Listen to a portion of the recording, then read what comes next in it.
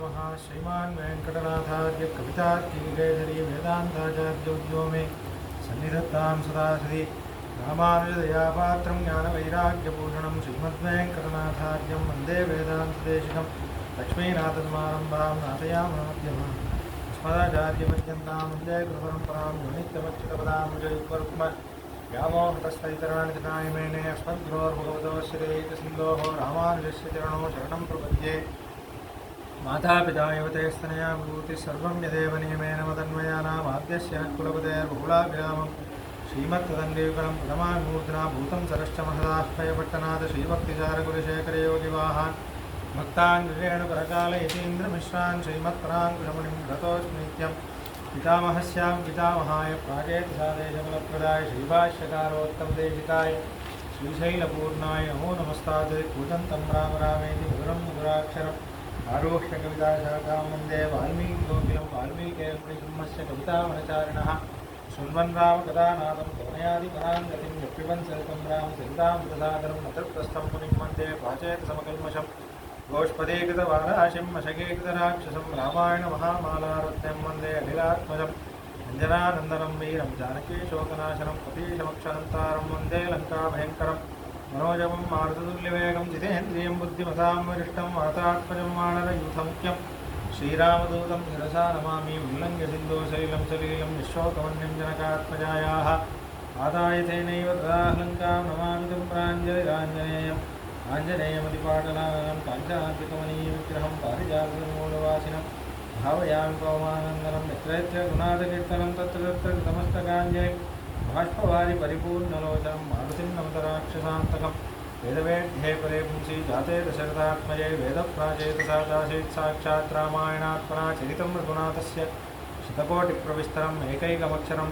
पुंसा महापातकनाशनं तदुपगतसमासयोगं सर्वदुरोगमदर्थवाक्यबद्धं रघुवरचरितं मुनिप्रणीतं दशजीरसत्यवदं निशामयत्वं श्रीराघवं दशरथात्मजं प्रमेयं सीतामृगुलान्वेरत्नदीपम् आजानुबाहुमरविन्ददलायुधाक्षं रामं निशाचरविनाशकरं नमामि वैदेही सहितं सुरद्रुमतले हैमे महामण्डपे मध्ये पुष्पकमासने मणिमये वीरासने स्थितम् अग्रे वाचयति प्रपञ्चनसुते तत्त्वं मुनिभ्यः परं व्याख्यान्तं भरतादपि परिवृतं रामं भजे श्यामलम् आवृतापहर्तारं दातारं सर्वसम्पदां लोकाभिरामं श्रीरामं भूयो भूयो नमाम्यहम् धर्मात्मा सत्यसन्धश्च रामो दाशरथिर्यदि पौरुषे च प्रतिद्वन्द्वश्चरेणं जहिरावणिं तपस्वाध्यायनिरतं तपस्वी वाग्विधाम्बरं नारदं परिवपृच्छ वाल्मीकिर्मुनिपुङ्गवं चैत्याष्टतसन्त्रासद्वान्तविध्वंसनोदयः प्रभावान् सीतया देव्या प्रव्यो भास्कराः सन्तः श्रीरङ्गपृथ्वीशरणत्राणशेखराः जयन्ति भुवनत्राणपदपङ्कजये नमः भरताय परं नमोऽस्तु तस्मै प्रथमोदाहरणाय भक्तिपाजां यदुपज्ञमशेषितपृथिव्यां विदितो राघव पादुकाप्रभावः கற்பார் ராமபிரானையல்ல மற்றும் கற்பரோ கற்பா முதலா புல்லெரும்பாதி ஒன்றின்றிய நற்பால் அயோத்தியில் வாழும் சராசரம் முற்றம் நற்பாலுக்கு உய்த்தான் நான் மகனார் பெற்ற நாட்டுளே சியாபதி ராமச்சந்திரகி பவனசுத ஹனுமானுக்கு अहमात्मा न देहोऽस्मि विष्णुशेषो अपरिग्रहः तमेव शरणं प्राप्तः तत्कैङ्कर्य चिकीर्षया పరమాత్మ శ్రీమన్నారాయణుడి దాసుడినైన నేను ఈ శరీరాన్ని కాదు జీవాత్మని సత్యాన్ని గుర్తించి శరణాగతి చేసి ప్రతి ఉన్నంతకాలం వాడి సేవ చేసుకుంటూ అనుకున్నాం. భరత రాముడి భరతుడి సంవాదం చూడాలి. చాలా అద్భుతమైన ఘట్టం ఇది. అయోధ్యాకాండలో చాలా రాజుడికి చాలా ఇష్టమైన ఘట్టం ఇది. అయితే రాముడు తర్పణం మొదలైన క్రియలన్నీ చేశాడు. వశిష్ఠ మహర్షి వాళ్ళందరూ వచ్చారు, కలిశారు. ఇప్పుడు భరతుడు రాముడితో మాట్లాడుతున్నాడు. ఆ రోజే చాలా అందంగా మాట్లాడతారు ఇద్దరు. అంటే భరతుడు చెప్తే భరతుడిది వింటే భరతుడు కరెక్టే కదా అనిపిస్తుంది. మళ్ళీ రాముడి జవాబు వింటే అది రాముడు ఇంకా కరెక్ట్ కదా. రాముడు ఎలా ధర్మాన్ని ఎలా కన్విన్స్ చేస్తాడో చూడండి. అయితే లక్ష్మణుడు భరతుడు ప్రారంభిస్తున్నాడు. స్త్రియా నియుక్త కైకేయ్య మమ మాత్రా పరంతప చకారసా మహత్పాప ఇదమాత్మ యశోహరం ఆర్యతాత పరిచ్ఛద్వ కృత్వా కర్మసు దుష్కరం గతస్వర్గం మహాబాహు పుత్రశోకావిపీడిత. అన్నయ్య, నాన్నగారు నువ్వు దూరమయ్యావనే చనిపోయారు. అది అందరికీ తెలిసిన విషయం. నీ శోకం తట్టుకోలేక చనిపోయారు.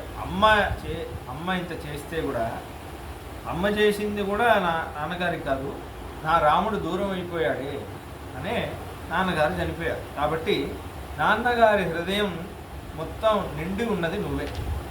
అయితే మా అమ్మ ఏం చేసిందంటే, మా అమ్మ తన వశంలో ఏదో ఒక స్త్రీ, ఆ మంథర అనే ఒక స్త్రీ, ఆవిడ చెప్పిన మాటలు విని నాన్నగారిని మోహింపజేసి ఇలా ఒక ఒక ఇంత పెద్ద మహత్పాపాన్ని చేసింది. మొత్తం రాజ్యం మొత్తం, అంటే నాన్నగారి ప్రాణం పోవడానికి ఆవిడే కారణం. దాన్ని మనం తిరస్కరించలేం. నాన్నగారి చావుకి ఆవిడే కారణంగా నిలిచిపోయేటట్టు అంత క్రూరంగా, అంత క్రౌర్యంగా 2 వరాలు అడిగేసి అలాంటి పని చేసింది. ఇంత కష్టం వచ్చేసింది, అల్లకల్లలో అయిపోయింది కుటుంబం మొత్తం. నువ్వు ఇక్కడ వచ్చేసావు, నేనేమో అక్కడి నుంచి వచ్చాను, అందరూ ఏడుస్తున్నారు. ఎంత సంతోషంగా ఉన్న కుటుంబం చెల్లాచెదరు అయిపోయేంత పరిస్థితి. అయితే సారాజ్య ఫలమప్రాప్య విధవా శోకకర్షిత పతిష్యతి మహాఘోరే నరకే జననీ మమ. మా అమ్మ అంత పని చేసింది, కానీ మా అమ్మకు కూడా దేవుడు వెంటనే కష్టం ఇచ్చేసాడు. విధవరాలు అయిపోయింది. ఒక భర్త లేని, ఒక ఇంత సుమంగళి స్త్రీగా ఉన్న ఆవిడ ఇప్పుడు చూడండి ఎలా అయిపోయిందో. కానీ నాకేం బాధ అంటే, మా అమ్మతో పాటు మిగతా అమ్మలు కూడా అలా అయిపోయాయి. అదే కాకుండా తస్యమే దాసభూతస్య ప్రసాదం కర్తుమర్హసి అభిషించస్వచాద్యైవ రాజ్యే నమఘవానివ మా ప్రకృతయః సర్వా విధవా మాతరశ్చయాః తత్సకాశమనుప్రాప్తాః ప్రసాదం కర్తుమర్హసి. ఒకసారి చూడండి, 3 అమ్మల్ని చూడు ఎలా అయిపోయారు. నువ్వు వెళ్ళేటప్పుడు ఎలా ఉన్నారు, ఇప్పుడు ఎలా అయిపోయారు. వాళ్ళ పరిస్థితి చూస్తున్నావా? వాళ్ళ శోకాన్ని ఎవరు పోగొడతారు? కౌసల్యమ్మని చూడు. నువ్వు వస్తేనే, నువ్వు రాజ్యం మళ్ళీ నువ్వు స్వీకరిస్తేనే వాళ్ళు సంతోషిస్తారు. మేమందరం నీ దాసులం కాదా, మా మాట వినవా అన్నయ్య అని అంటున్నాను. నువ్వు వచ్చి అభిషేకం చేసుకో అని అంటున్నాను. ఇంకోటి చెప్తాను విను. భవత్వ విధవా భూమి సమగ్రాపతినా త్వయా శశినా విమలేనేవ శారదీ రజనీయత. అన్నయ్య, 3 అమ్మలు విధవలయ్యారు సరే, కానీ నువ్వు రాజుగా అవ్వలేదనుకో, భూదేవి కూడా విధవరాలు అవుతుంది. ఎందుకంటే భూదేవికి మంచి పతి నువ్వే. భూపతి అంటాడు కదా రాజుని, భూమికి పతి. ఆ భూపతివి నువ్వే. భూమిని శాసించగలిగిన వాడివి నువ్వే. నీలోనే అంత ఆ శక్తి ఉంది, ఆ తపస్సు ఉంది. నువ్వే అర్హుడివి. కాబట్టి ఈ 3తో పాటు ఆ భూదేవిని కూడా విధవరాలు చేయకన్నయ్యా, ఆవిడ కూడా చేయాలనుకోకు అని అంటున్నాడు. ఏభిశ్చ సతివైస్సార్థం శిరసా యాచితోమయ అన్నయ్య. ఈ మంత్రులందరినీ చూడు. వీళ్ళందరితో పాటు శిరసా యాచితోమయ, తల ఈ పాదం దగ్గర పెట్టి యాచనం చేస్తున్నానయ్య. భ్రాతు శిష్యస్య దాసస్య ప్రసాదం కర్తుమర్హసి. అనుగ్రహించి నేను శరణాగతి చేస్తున్నాను. నేను నీ తమ్ముణ్ణి, నేను నీ శిష్యుణ్ణి, నేను నీ దాసుడిని. ఎంత బాగా చెప్తున్నాడు. బ్లడ్ తమ్ముణ్ణి, బై అనుష్ఠానం ఆచారం శిష్యుణ్ణి, కానీ నా స్వరూపం ఏంటి? దాసుడు. ఆత్మస్వరూపం ఏంటి? నువ్వు పరమాత్మ, నేను నీ దాసుడు. నేను ఒక వైష్ణవుడిని, నీ దాసుడు. కాబట్టి అన్నయ్య అంటే భ్రాతు అన్నామంటే తమ్ముడు అంటే అన్న చెప్పిన మాట వినాలి, కాబట్టి నేను చెప్పిన మాట విను అంటారు. నేను శిష్యుణ్ణి అని చెప్పామంటే గురువు చెప్పిన మాట వినాలి అంటారు. కానీ నేను దాసుణ్ణి సంరక్షించవలసిన ఏంటి కర్తవ్యం ప్రభువుకు ఉంది. వీడు శరణాగతి చేస్తే వాడు స్వీకారం చేయాల్సిందే కదా. నేను నీ దాసుడిని. ప్రసాదం కర్తుమర్హసి తదితం శాశ్వతం పిత్రం సర్వం సచివమండలం పూజితం పురుషవ్యాగ్ర నాతిక్రమితుమర్హసి. అన్నయ్య, వీళ్ళందరూ, ఈ మంత్రులందరూ నాన్నకి ఇష్టమైన మంత్రులు అన్నయ్య. వీళ్ళలో మీకు నాన్న కనిపించట్లేదా? వాళ్ళే నిన్ను యాచిస్తుంటే నువ్వు వాళ్ళని అతిక్రమిస్తాను అనొద్దు అన్నయ్య. దయచేసి వచ్చేసి దేవముక్త్వా మహాబాహు సభాష్పక్కైకైసుత రామస్య శిరసాపాదౌ జగ్రాహ భరత పునః అని కాళ్ళు పట్టుకొని విక్కి ఏడుస్తున్నాడు భరతుడు. వచ్చాయన్నయ్య, నువ్వు లేకుండా నేను ఉండలేనన్నయ్య అని ఏడుస్తున్నాడు. అది చూసి రాముడు మళ్ళీ లేచి భరతుడిని లేపి కులీనః సత్వసంపన్నः తేజస్వీ చరితవ్రతః రాజ్యహేతో కథం పాపం ఆచరేన్మద్విదో జనః. భరత, నువ్వు కులీనుడివి, నువ్వు మంచి కులంలో పుట్టావు, సత్వ సంపన్నుడివి, తేజస్వి, చరిత్రవ్రతుడివి, మంచి చరిత్ర కలిగిన వాడు, మంచి నడవడి కలిగిన వాడు. అందుకే నువ్వు ఇలా మాట్లాడుతున్నావు. నీకు మంచి సత్వగుణుడు, సత్వ సంపన్నుడివి కాబట్టి నువ్వు ఇలా మాట్లాడుతున్నావు. సాత్విక గుణం ఉన్నవాడివి కాబట్టి నువ్వు ఇలా మాట్లాడుతున్నావు. కానీ చెయ్యాలని నువ్వు ఒక పాపం చేయమంటావేంట్రా అని అంటున్నావు. నదోషం త్వయి పశ్యామి సూక్ష్మం అపి హరిసూదన. నీలో నేను దోషం చూడట్లేదు. నువ్వు ఇలా మాట్లాడడం నీ ఔన్నత్యం. అన్నయ్య మీద ఎంత ప్రేమ పెట్టుకున్నావో నువ్వు ఇలా మాట్లాడుతున్నావు. అందుకని మీ అమ్మకి కైకమ్మ మీద కూడా దోషం లేదురా, కైకమ్మలో దోషం చూడడం ఆపు అంటున్నాను. రచాపి జననీం బాల్య త్వాం విగర్హితుమర్హసి. అమ్మ మీద దోషం చూడదు. ఎందుకు అంటే కామకారో మహాప్రాజ్ఞ గురూనాం సర్వదా నఘ ఉపపన్నేషు దారేషు పుత్రేషు విధిహీయతే. నేను మాట చెప్తాను మీరు. నాన్న అనేవాడు ఇంట్లో కామకారుడు అర్థం. ఇది పిల్లలు అర్థం చేసుకోవాలి. నాన్నలో అంటే కుటుంబంలో ఉన్న వాళ్ళు అందరూ అర్థం చేసుకోవాలి. చాలా జాగ్రత్తగా నాన్న అనేవాడు ఇంకా జాగ్రత్తగా అర్థం చేసుకోవాలి. అంటే ఏంటంటే ఇప్పుడు ఒకళ్ళకి సొసైటీలో ఒకళ్ళకు ప్రివిలేజ్ ఇచ్చారనుకోండి, అది బాధ్యత ఉంది కాబట్టి ప్రివిలేజ్ ఇచ్చారు కదా. More privilege more responsibility. ఇప్పుడు మినిస్టర్కి ప్రివిలేజ్ ఉందంటే వాడికి ఒక బాధ్యత ఉంది కదా. సమాజంలో మహారాజాకు ఒకటి ఉంది, సైనికుడికి ఒక రెస్పెక్ట్ ఉందంటే వాడికి ఒక బాధ్యత ఉంది. అలానే ఇంట్లో నాన్నకు కొన్ని ప్రివిలేజెస్ ఇస్తుంది శాస్త్రం. ఎందుకంటే నాన్నకి చాలా బాధ్యతలు ఉన్నాయి. ఆ ప్రివిలేజ్ గురించి చెప్పేటప్పుడు రాముడు అంటున్నాడు, కామకార మమాప్రాజ్ఞ గురూనాం సర్వధానక. మహాప్రాజ్ఞుడు, ఎందుకంటే ఇంటికి అన్నీ చేసి పెడతాడు కాబట్టి, ఇంట్లో అందరి హితమే ఆలోచిస్తాడు కాబట్టి, ఇంట్లో అందరూ బాగుండాలనే కోరుకుంటాడు కాబట్టి కామకారుడు. వాడికి ఏమి ఇష్టమో అది చేయగలడు. అంటే వాడికి ఏమి ఇష్టం అది చేయగలడంటే ఏ అర్థంలో అంటే, నువ్వు ఇది చెయ్యి అని వాడి ఇష్టంతో వాడి చేయించగలడు. వాడికి ఆ రైట్ ఉంది. He can exercise that right అంటున్నాడు రాముడు. గురూనాం సర్వదానగా ఉపపన్నేషు దారేషు పుత్రేషు విధీయతే. భార్యకి చెప్పగలడు, కొడుకుకి చెప్పగలడు, కూతురికి చెప్పగలడు, అందరికీ చెప్పగలడు. నాన్నకి బై డెఫినేషన్ నాన్నగా అధికారం ఉంది. కాబట్టి పత్రిని తీసుకొచ్చి నువ్వు ఇలా చెయ్యి అంటే అది తప్పులేదు. ఆయన చెప్పాడు, అది సరిగ్గా లేదు అని అనకూడదు. ఆయన చెప్పింది చేయాల్సిందే.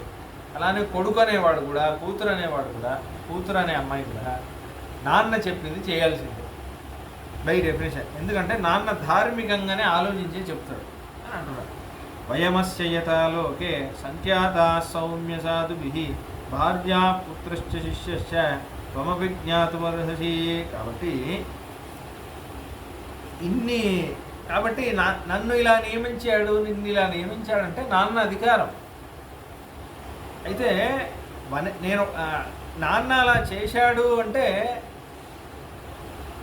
నువ్వు నేను మనకి నిజంగా ధర్మం మీద పూనిక ఉందంటే,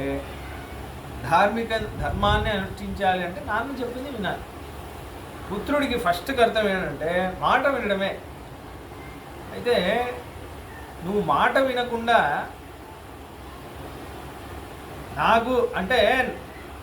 నాకేది ఇష్టమో నా మనసులో ఏముందో నాన్న అది చేయమని చెప్తే నాన్న మంచోడు.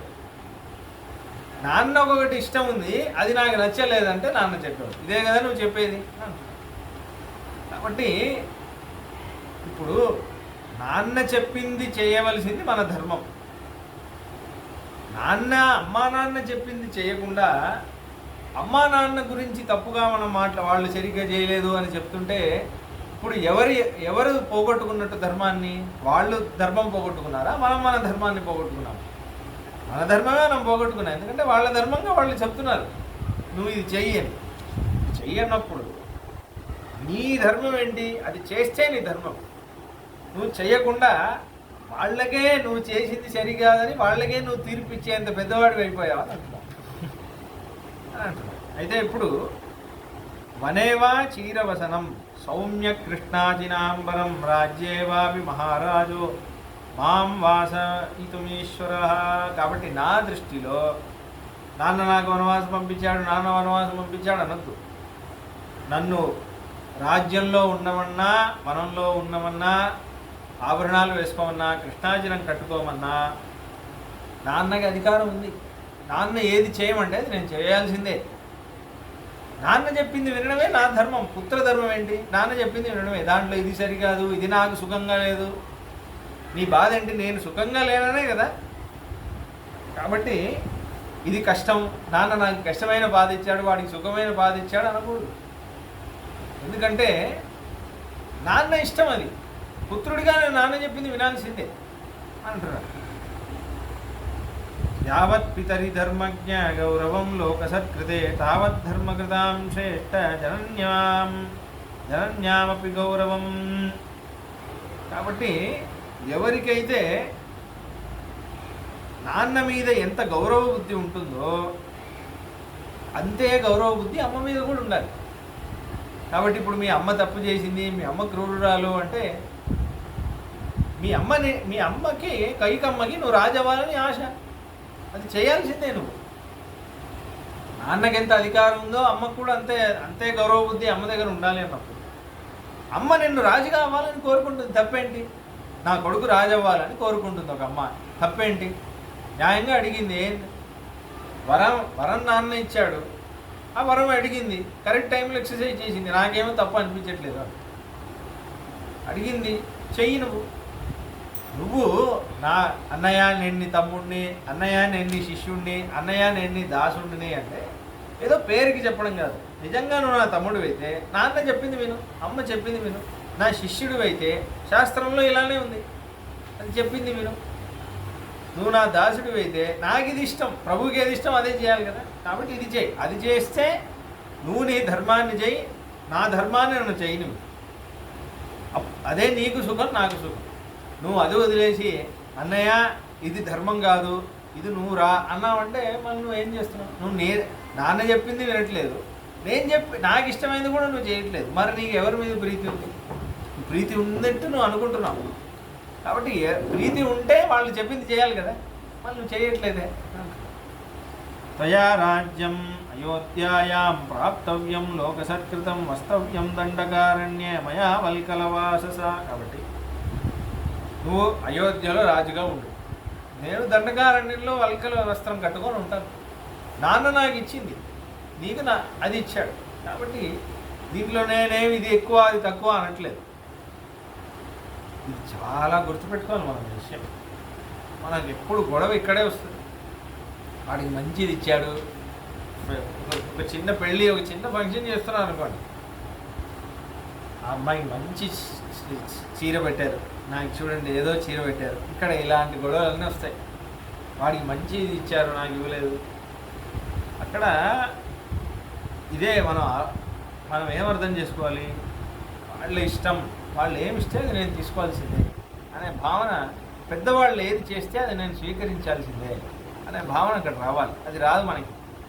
అది రాకపోవడం వల్లే సమాజంలో ఇన్ని గొడవలు. భగవంతుడు నాకు ఇది ఇచ్చాడు, ఇది నా స్వధర్మం, ఇది నేను చేస్తే చాలు. వాడు బాగున్నాడు, వీడు బాగున్నాడు, నేనేమి ఇలా ఉన్నాను, ఇదే ప్రాబ్లం మనకి కదా. దీనివల్లే గొడవలు అవుతాయి. అదే రాముడిలాగా ఆలోచించారనుకోండి. ఇన్ఫ్యాక్ట్ ఇప్పుడు చూడండి, భరతుడు రాజుగా ఉంటున్నాడు, రాముడు వనవాసంలో ఉంటున్నాడు. రాముడికి దుఃఖించడానికి రాముడు దుఃఖిస్తే సహజమే, ఒక నార్మల్ హ్యూమన్ అలానే రియాక్ట్ చేస్తాడు కదా. కానీ భరతుడి కంటే ఎక్కువ సంతోషంగా రాముడు ఉంటున్నాడు. రాజ్యంలో రాజుగా ఉండాల్సిన భరతుడి కంటే వనవాసంలో కష్టపడే రాముడు ఇంకా సుఖంగా ఉంటున్నాడు. అదే రాముడు చూపించే. ఎందుకు? రాముడికి వాడి ధర్మం ఇలా ఉంది అనే భావన లేదు. వాడు నాకంటే బాగున్నాడు, వాడు లక్కీ, వాడు చేసింది అది కాదు. నేను నా ధర్మం కరెక్ట్గా చేస్తున్నా, నాన్న నాకు ఒక ధర్మం ఇచ్చాడు, అది నేను చేస్తున్నాను, అయిపోయింది, అంతే మ్యాటర్. నువ్వు ఈ ధర్మం నువ్వు కరెక్ట్గా చేయి, ఈ ధర్మం నువ్వు కరెక్ట్గా చేయి, నా ధర్మం నేను కరెక్ట్గా చేస్తాను, అదే సుఖం. కాబట్టి సచ ప్రమాణం ధర్మాత్మా లోకగురుస్తవ పితా దత్తం యథాభాగం ఉపభోక్తుం త్వమర్హసి. కాబట్టి నాన్న ఇచ్చిన భాగాన్ని నువ్వు అనుభవించు, అది నువ్వు సరిగ్గా నిర్వహించు. నాకు నాన్న ఇచ్చిన భాగం ఇది. నేను చాలా సుఖంగా ఉన్నాను. నాన్నని సత్యంలో నిలబెట్టాల్సిన ఒక భాగ్యం నాకు దొరికింది. నా వల్లే కదా నాన్న సత్యంలో నిల్చుంటున్నాడు. నాన్న సత్య ప్రతిజ్ఞుడు అనే పేరు నా వల్ల వచ్చింది. అంత భాగ్యం నాన్న నాకు ఇస్తున్నాడు. నాన్న నీ వల్లేరా నేను సత్యంలో నిల్చుంటాను అంటున్నాడు. ఇది చాలా భాగ్యంగా శిరస వహించి చేస్తాను. కాబట్టి ఇంత పెద్ద భాగం, నన్ను నమ్మి ఇంత పెద్ద భాగం ఇచ్చాడు. దశరుడు అంటాడు కదా, నేను ఇది చెప్తే రాముడు చెయ్యను అనడు, అదే కదా నా బాధ అంటున్నాడు. అప్పుడు అంటున్నాడు కదా, కాబట్టి ఇంత పెద్ద భాగ్యం నాకు ఇచ్చినప్పుడు నేను చేస్తాను. కాబట్టి తదేవ మన్యే పరమాత్మతో హితం సర్వలోకేశ్వర భావమవ్యయం యదబ్రవీన్మాం నరలోక సత్కృతః పితామహాత్మా విబుధాదితోపమః. కాబట్టి భరత ఒకటి గుర్తుపెట్టుకో, నాన్న చెప్పింది వినడమే నాకు ఇష్టం. నువ్వు అయోధ్యకి రాజవు అనేది కాదు, మొత్తం జగన్నాథుడు నువ్వు అవ్వు, బ్రహ్మ పదవి నువ్వు ఇచ్చినా నాకు వద్దు. నాన్న మాటని తిరస్కరించడం వల్ల నాకు బ్రహ్మ పదవి వస్తుందంటే ఆ బ్రహ్మ పదవి నాకు వద్దు. నాకు నాన్న మాటని ఫాలో అవ్వడమే కాదు. ఎంత గొప్ప ధర్మం ఇది. రాముడు తప్ప ఎవరైనా అనగలరు ఈ మాట. అంటే ఇన్ఫాక్ట్ చూడండి, ఇప్పుడు జగన్నాథుడు రాముడే. అటువంటి సాక్షాత్ శ్రీమన్నారాయణుడు వచ్చి అంటున్నాడు, ఎవరైతే లోక పితానో వాడంటున్నాడు నాకు నాన్న చెప్పిందే ఇష్టం, దశరథ మహారాజు చెప్పింది నేను వినడం ఇష్టం అని అంటున్నాడంటే ఎంత గొప్ప ధర్మం చూపిస్తుంది. బ్రహ్మలోకం కావాలా, మొత్తం విశ్వం నీ కంట్రోల్లో ఉంటుంది, కానీ నాన్న మాట వినకూడదు అంతే. ఒక్కసారి జీవితాంతంలో ఒకసారి వినొద్దు, మనం చేసేస్తాం. కానీ రాముడు ఇదే రాముడు. దాని తర్వాత ఆ రోజు రాత్రి అయిపోయింది, భరతుడు ఏం మాట్లాడలేదు. మళ్ళీ నెక్స్ట్ డే పొద్దున మళ్ళీ ఒక ప్రసంగం తీసుకొస్తున్నాడు. మళ్ళీ అందరూ కూర్చున్నారు, రాత్రి అంతా ఆలోచించినట్టున్నాడు భరతుడు. మళ్ళీ ఒక ప్రసంగం తీసుకొస్తున్నాడు. ఏమంటున్నాడు? రజన్యాం సుప్రభాతాయాం భ్రాతరస్తే సుహృద్వ్రతాః మందాకిన్యాం ఊతం జప్యం కృత్వా రామముపాగమన్. మందాకిని దగ్గర అనుష్ఠానం అంతా చేశాడు. అందరు అగ్నిహోత్రం, సంధ్యావందనం, స్నానం అన్నీ చేసుకొని అందరూ ముందు మళ్ళీ కూర్చొని తూష్ణీం తే సమోపాసీన నకశ్చిత్ కించిదబ్రవీత్ భరతష్టు సుహన్మధ్య. అందరినీ కూర్చోబెట్టుకున్నాడు. అంటున్నాడు, సాంత్వితా మామికా మాత దత్తం రాజ్యమిదం మమ తద్దదామి తవైవాహం భుక్ష్వరాజ్యమకంటకం. అయ్యా, నువ్వు నాన్న నీకు రాజ్యం ఇచ్చాడు, నువ్వు తిరస్కరించకూడదు. నాన్న నీకు ఇచ్చిన ధర్మాన్ని నువ్వు నీకు రాజ్యం ఇచ్చాడు కదా, నువ్వు తిరస్కరించకూడదు అని అంటున్నావు కదా. ఇప్పుడు మా అమ్మ నేను అడగమని చెప్పలేదు, మా అమ్మ రాజ్యం అడిగింది, నాన్న నాకు రాజ్యం ఇచ్చాడు. నేను ఇప్పుడు తీసుకున్నాను, నువ్వు స్వీకరించొద్దు అంటున్నావు కదా, స్వీకరించకుండా ఉండొద్దు, నువ్వు స్వీకరించాలి పుత్రుడిగా నీ ధర్మం అంటున్నావు. నాన్న నాకు రాజ్యం ఇచ్చాడు, నేను స్వీకరించాను. నేను స్వీకరించి ఇప్పుడు నేను అంటున్నాను, అది నీకు ఇస్తున్నాను. ఇప్పుడు నేను నాన్న మాట యాక్సెప్ట్ చేసినట్టే కదా. నువ్వేమన్నావు? నాన్న మాట యాక్సెప్ట్ చేయమని చెప్పు. నేను స్వీకరించాను, ఇప్పుడు రాజ్యం నాది కదా, నేను ఎవరికైనా ఇస్తాను, నీకు ఇస్తున్నాను, తీసుకో అని అంటున్నాను. తద్దదామి తవైవాహం భుక్ష్వ రాజ్యమకంటకం. హాయిగా రాజుగా అయ్యో అన్నయ్య ఫీల్ అవుతాడు, సరే రాజ్యం ఇచ్చేద్దామని అనుకుంటాను, అందుకని నేను ఇస్తున్నాను అనుకో. ఇప్పుడు నేను రాజ్యం తీసుకొని నేను ఆలోచించాను, నేను రాజుగా ఉంటే బాగుంటుందా, అన్నయ్య రాజుగా ఉంటే బాగుంటుందా అని నేను ఆలోచించాను. గతిం కరైవాశ్వస్య తార్క్ష్యస్యేవ పతత్రిణః అనుగంతిం న శక్తిర్మే గతిం తవ మహీపతే. అన్నయ్య గుర్రం ఎక్కడ, గాడిద ఎక్కడ, గరుత్మంతుడు ఎక్కడ, సాధారణమైన పక్షి ఎక్కడనయ్యా? నువ్వు గరుత్మంతుడు అలాంటి వాడివన్నయ్యా, నువ్వు రాజ్యంలో కూర్చుంటేనే బాగుంటుంది. నాకెక్కడన్నయ్య శక్తి అనేది పుట్టుకతో రావాలి. తేజస్సు, వీర్యం, ఆ రాజ్యాన్ని నడిపించాల్సిన ఒకే నాన్నకి పుట్టినా అది పుట్టుకతో రావాలన్నయ్య, అది నీకే ఉంది. ఎందుకంటే వీళ్ళందరినీ చూడు, సుజీవం నిత్యశస్తస్య ఎప్పరైరుపజీవ్యతే రామతేన తు దుర్జీవం ఎప్పరానుపజీవతే. ఎవడైతే వేరే వాళ్ళ మీద డిపెండ్ అయి బతుకుతాడో వాడు దుర్జీవి, వాడంత గొప్పవాడు కాదు. ఎవరి మీద లోకంలో ఉన్న వాళ్ళు అందరూ నువ్వే నాకు దిక్కు స్వామి అని అనుకుని బతుకుతారు, వాడు గొప్పవాడనయ్య. వీళ్ళందరూ నిన్ను నమ్ముకొని ఉన్నారు, నువ్వు గొప్పవాడివి. కాబట్టి గొప్పవాడనేవాడు వాళ్ళని నమ్మి వచ్చిన వాళ్ళని కాపాడాలి కదా. మీ అందరూ నాకు వద్దు, నేను వనవాసంలో కూర్చుంటానంటే అది ఏమన్నా హితం ఉందా దాంట్లోనూ? మాట్లాడలేదు. సరే అంటే ఇప్పుడు నువ్వు ఇంకో మాట అంటావు, నాన్న నీకు ఇచ్చాడు కాబట్టి నువ్వు అలా ఇవ్వకూడదు, నాన్న మనసులో నువ్వు రాజ్యం అనుభవించాలని ఉంది కదా, కాబట్టి నువ్వు రాజుగా అనుభవించు అని నువ్వు అంటావేమో. కానీ అనే నిజంగా నాన్న హృదయంలో ఏముంది నువ్వు ఆలోచించు. నాన్న నాకు మనస్ఫూర్తిగా భరతుడు రాజు అవ్వాలి అని ఇచ్చాడు. రాముడు పెద్దవాడైనా వాడు సరిగా చేయలేడు, భరతుడే బాగా చేస్తాడు, భరతుడికి ఇద్దామని ఇచ్చాడా? నాన్న యథాతురోపితో వృక్ష పురుషేణ వివర్ధిత హ్రస్వకేన దురారోహో రూఢస్కందో మహాద్రుమ సయదా పుష్పితో భూత్వా ఫలాని చ విదర్శయేత్ సతాం నానుభవేత్ ప్రీతిం యస్య హేతో ప్రరోపితః ఏషోపమా మహాభావో తదర్థం వేత్తుమర్హసి యత్ర త్వస్మాన్ వృషభో భర్త భృత్యాన్నశాది. చాలా అందమైన ఉదాహరణ ఇస్తున్నాడు భరతుడు. అన్నయ్య, ఒక ఆయనకి ఒక చెట్టు ఒకటి కావాలి అని, ఆ చెట్టులో ఒక పళ్ళు కావాలి, పళ్ళు ఆయన తినాలి అని ఉంది. అయితే ఇప్పుడు ఆయన ఏం చేశాడు, దానికని ఆయనకు ఒక భూమి ఉంది, ఆ భూమిలో ఒక విత్తనం వేశాడు. విత్తనం వేస్తే దాకా నీళ్లు పోసాడు, నీళ్లు పోసాక మొగ్గు వచ్చింది, మొగ్గు నుంచి కొమ్మ వచ్చింది, దాని నుంచి చెట్టు వచ్చింది, చెట్టు పెద్దదైంది, దాని నుంచి పూలు వచ్చాయి, పూలు పండుగా మారాయి, పండు కాయగా ఉండి అది మళ్ళీ పండయి ఆ పండు కింద పడితే ఆ పండుని చూస్తే ఆయన ఎంత సంతోషపడతారు. అదే వృక్షం ఈయన ఎంత కష్టపడి దాన్ని పెంచి పోషిస్తే పండే ఇవ్వలేదంటే ఎలా ఉంటుంది? అలానే నాన్న చిన్నప్పటి నుంచి నిన్ను నా తర్వాత వీడు రాజు అవుతాడు, నా తర్వాత వీడు రాజు అవుతాడు అని చిన్నప్పటి నుంచి నీళ్ళు అలానే చూస్తున్నాడు నిన్ను.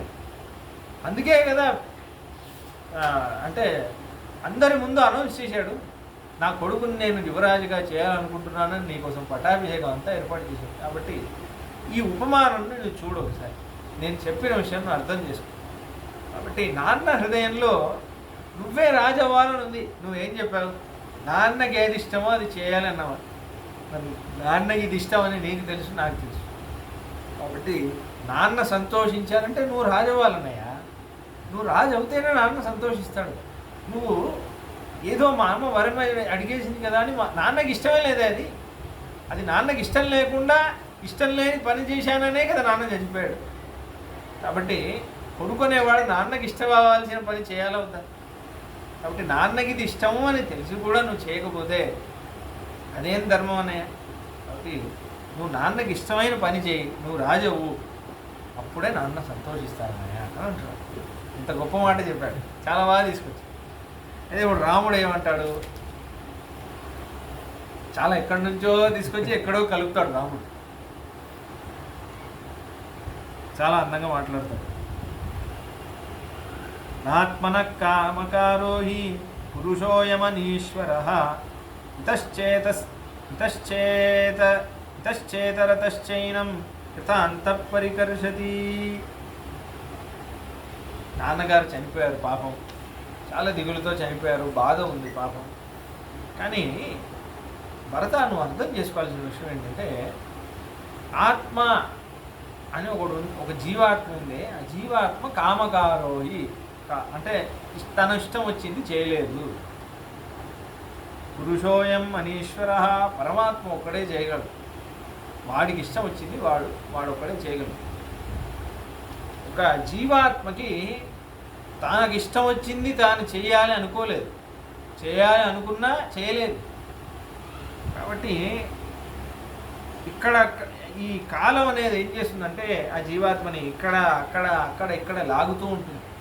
వాడి కాలం అలానే గడుస్తుంది. అన్నీ వాడికి అనుకున్నట్టే అవుతాయండి జీవితంలో. కాలం అనేది వాడిని అలా ఇలా ఇలా ఇలా లాగి అదే తీసుకెళ్తుంది. సర్వే క్షయంతా నిచయా పతన. ఇది రాముడు చెప్పే భగవద్గీత లాంటిది. సంక్షిప్తంగా భగవద్గీత చెప్తారు. సర్వే క్షయాంతా నిచయా పతనాంతా సమృచ్చయా సంయోగా విప్రయోగాంతా మరణాంతం చ జీవితం. నువ్వు ఏదేది సేకరించావో అవన్నీ విడిపోతాయి. నువ్వు ఏదేది నువ్వు కలిపి కట్టావో అవన్నీ పడిపోతాయి. అలానే జీవితం అనేది కూడా మరణిస్తుంది. యథా ఫలానాం పక్వానాం నాత్యత్ర పతనాత్ భయం. ఒక పండు ఉంది చెట్టు మీద. ఆ పండుకి ఏం భయం? అయ్యో ఈ చెట్టు నుంచి నేను విడిపోతే నేను చనిపోతానే అనేది కదా భయం. అలానే జీవుడికి కూడా భయం అనేది మరణ భయం ఒకటే. మిగతా భయాలని భయమే కాదు. యథాగారం దృఢస్థూణం జీర్ణం భూత్వోపసీదతి తథా వసీదంతి నరా జరా మృత్యువశంగత. చాలా కష్టపడి ఎన్నో ఏళ్ళు కట్టిన ఇల్లు కూడా కూలిపోతుంది. ఏది ఉండదురా. ఈ స్తంభం ఉండదు, ఆ చెట్టు ఉండదు, ఆ పక్షి ఉండదు, ఈ రాయి ఉండదు, ఏముండదు. నాన్న పోయారో అని బాధేస్తుంది కానీ ఏది ఉండదే. అత్తే తిరజనీయాతు సాన ప్రతినివర్తతే యాత్యే వయమునా పూర్ణం సముద్రం ఉదకార్ణవం. పోయిన రాత్రి మళ్ళీ వస్తుందా? యమునా నది సముద్రంలోనే కలుస్తుంది. ఆ సముద్రంలో కలిసి నీళ్ళు మళ్ళీ వస్తాయా? రావు. అహోరాత్రాణి గచ్చంతి సర్వేషాం ప్రాణినామిహ ఆయుర్గుంషి క్షపంత్యాశు గ్రీష్మే జలమివాంశవః. గ్రీష్మ ఋతువు సమ్మర్లో జలం ఎండిపోతుంది. దాన్ని ఎవడైనా ఆపుతాడా? ఎవడు ఆపలేడు. అలానే మరణం తప్పదు, మరణం వస్తుంది. ఇవంతా ఎందుకు చెప్తున్నాడో చూడండి లాస్ట్లో. ఆత్మానమనుశోచత్వం ఇమన్యమనుశోచసి ఆయుస్తు హీయతే యస్య స్థితస్యాస్య గతస్య చ. అయ్యో వాడు చనిపోయాడే, నేనేం చేయలేకపోయానే అని బాధేస్తుంది. అయ్యో నాన్నగారు చనిపోయారే, నేనేం హెల్ప్ చేయలేకపోయానే అని అనిపిస్తుంది. కానీ సరే, ఆయన చనిపోవడం నువ్వు ఆపలేకపోయావు. నీ శరీరం నీ చేతిలోనే ఉంది కదా. ఏది ఎవడు వాడికి మృత్యువుని ఎవడైనా ఆపగలరా? పక్కన వాళ్ళు వదిలేసే, వాడికి మృత్యు వస్తేనే వాడు ఆపలేడు. వాడి కంట్రోల్లో లేదు. కాబట్టి ఎవరిని నువ్వు ఆ మృత్యు అనేది ఎవరు ఎస్కేప్ అవ్వలేదు. రాత్రే సహైవ మృత్యుర్వ్రజతి సహ మృత్యుర్నిషీదతి దత్వా సదీర్ఘమద్వానం సహ మృత్యు నివర్తతే. యముడు మనతోనే నడుస్తాడు, మనతోనే కూర్చుంటాడు, మనతోనే పక్కనే, మన జీవితాంతం పక్కనే ఉంటాడు. చనిపోయేటప్పుడు మనల్ని తీసుకెళ్తాడు. యముడు లేని క్షణం అనేది ఉండదు. పక్కనే ఉంటాడు. రాత్రే శువలయ ప్రాప్తా శ్వేతాశ్చైవ శిరోరుహా జనయా పురుషో జీర్ణం కిం హి కృత్వా ప్రభావయేత్. మంచి యవనమైన చర్మం యవనంగా ఉంది అంటే ముడతలు వస్తాయి. జుట్టు అందంగా ఉంది అంటే తెల్ల జుట్టు అవుతుంది, జుట్టు రాలిపోతుంది. శరీరం దృఢంగా ఉందంటే చిక్కిపోతుంది, క్షీణించిపోతుంది. అందుకే సంస్కృతంలో దీనికి 2 పదాలు ఉన్నాయి. శరీరం అంటారు, దేహం అంటారు. శరీరం అంటే ఏంటంటే శీర్యతే, ఇది శరీరం. ఏది మారుతూ ఉంటుందో శరీరం. ఒక క్షణంలాగా ఇంకో క్షణం ఉండదు శరీరం. ఇది సైంటిఫిక్గా చూస్తే కూడా ప్రతి క్షణం మన శరీరంలో ఎన్నో బ్లడ్ సెల్స్ చనిపోతున్నాయి, ఎన్నో కొత్త బ్లడ్ సెల్స్ ఉత్పాదనం అవుతున్నాయి. ఒక క్షణం ఉన్నట్టు ఇంకో క్షణం ఉండదు, మనకు తెలియదు అంతే. దేహం అంటే దహ్యతే దేహం. ఏది దహింపబడడానికి సిద్ధంగా ఉందో అది దేహం. ఏది దహింపబడడం అంటే ఏంటి? అగ్నిలో కాలిపోవడానికి సిద్ధంగా ఉంది, అదే దాన్ని దేహం అంటారు. మన ఆయువు క్షీణించేటప్పుడు ఈ దేహం అని అంటారు. దేహం అంటే ఇది కొన్ని రోజుల్లో దహించిపోతుంది. అగ్నిలో వేయాల్సిందే దీన్ని. ఎవడు ఆపలేడు దాన్ని. నా శరీరం బాగుంది అని ఎవడు అనలేదు. ఇంకిపోతాయి అన్ని మజిల్స్ అన్నీ ష్రింక్ అయిపోతాయి. అన్నీ అందరికీ అయ్యేదే. కాబట్టి నందంతి ఉదితాదిత్యే నందంతి హస్తం అస్తమితేహని ఆత్మనో నావబుద్ధ్యంతే మనుష్యా జీవితక్షయం. ఈ మనుషుడు ఉన్నాడే భరత, ఆహా సూర్యోదయం అయింది, వాళ్ళు కొత్తగా నేను ఏదో ఒకటి చేయాలి, నిన్న చేయలేనిది వాళ్ళు చేయాలి అని ఆనందపడతారు. సూర్యాస్తమయమే రాత్రి, చంద్రోదయం అయిందనుకో, అమ్మాయ రాత్రి వచ్చింది, వాళ్ళు చాలా చేసేసాను, అలసిపోయాను, కొంచెం సుఖంగా ఉండాలి, కొంచెంసేపు టీవీ చూడాలి, లేకపోతే కొంచెంసేపు ఇష్టం వచ్చింది చేయాలి అని అనుకుంటాడు. ప్రతి పొద్దున ఇలానే అనుకుంటాడు, ప్రతి రాత్రి ఇలానే అనుకుంటాడు, ప్రతి పొద్దున ఇలా అనుకుంటాడు, ప్రతి రాత్రి ఇలానే అనుకుంటాడు, కానీ వాడి ఆయు క్షీణమైపోతుంది. అది మాత్రం గుర్తు తెచ్చుకోడు. దృశ్యంతి ఋతుముఖం దృష్ట్వా నవం నవమివాగతం ఋతూనాం పరివర్తేన ప్రాణినాం ప్రాణ సంక్షయ. ప్రతి ప్రతి సీజన్ వచ్చినప్పుడు అమ్మాయి చలికాలం పోయి అమ్మాయి ఎండగా, అమ్మాయి ఇన్ని రోజులు చలిగా ఉండింది, ధనుర్మాసం మొత్తం చాలా చలిగా ఉండింది, ఎండ చూడంగానే చాలా అమ్మాయి మామిడి పండ్లు వస్తాయి, బాగా తినొచ్చు. నవం నవమివాగతం, రావడం ఎంత అందంగా అంటున్నాడు. ఎప్పుడు ఎండాకాలం చూడంటే మాట్లాడతాడు, ఎప్పుడు జీవితంలో మామిడి పండు తిన్నట్టు మాట్లాడతాడు. ఏం మామిడి పండు ఉగాది ఇచ్చి షడ్రుచులు అంటాడు. అమ్మాయి ఎండ ఎక్కువైపోయింది, అమ్మాయ వర్షాకాలం వచ్చింది అమ్మయ్య అంటాడు. మళ్ళీ చలికాలం వస్తుంది, చలికాలం అమ్మయ్య అంటాడు. ప్రతిసారి ఏదో కొత్తగా జీవితంలో ఎప్పుడూ చూడనట్టు మాట్లాడతాడు, కానీ ప్రతి సంవత్సరం వాడి ప్రాణం క్షీణించిపోతుంది. పోయిన సంవత్సరం ఉన్నట్టు వాడు ఉంటాడా? పోయినసారి మామిడి పండు తిన్నట్టు ఉంటుందా మీ శరీరం? ఇప్పుడు ఉండదు. యథాకాష్టం. ఇంకా ఈ బంధువులు వాళ్ళు వీళ్ళు అంటావా? యథాకాష్టం చ కాష్టం చ సమేయాతాం మహార్ణవే సమేత్యతుమ్యుపేయాతాం కాలమాసాద్య కంచన ఏవం బాధ్యాశ్చ పుత్రాశ్చ జ్ఞాతయశ్చ వసూని చ సమేత్య వ్యవధావంతి ధ్రువో హ్యేషాం వినాభవ. సముద్రంలో ఒక చిన్న కాష్టం, ఒక చిన్న కట్టది ఒక పీసు, అది ఇలా ఇలా ఇలా ఇలా ఇలా వెళ్తుంది. అక్కడి నుంచి ఆ ఒడ్డు నుంచి ఇంకో కట్ట ఇలా ఇలా వచ్చి అన్నీ ఒక చోట చేరుకున్నాయి. అది మళ్ళీ కొంచెంసేపు ప్రయాణం చేస్తున్నాయి, మళ్ళీ ఇంకో అలా వచ్చింది, దాని నుంచి ఒక కట్ట ఇలా వెళ్ళిపోయింది, ఒక కట్ట ఇలా వెళ్ళిపోయింది, ఇంకో కట్ట ఇలా వెళ్ళిపోయింది. జీవితం అదేరా. మన జీవితం ఇలా నువ్వు సంసార సముద్రంలో ఒక కట్టలాగా నీకు దిశ తెలియకుండా నువ్వు వెళ్తున్నావు.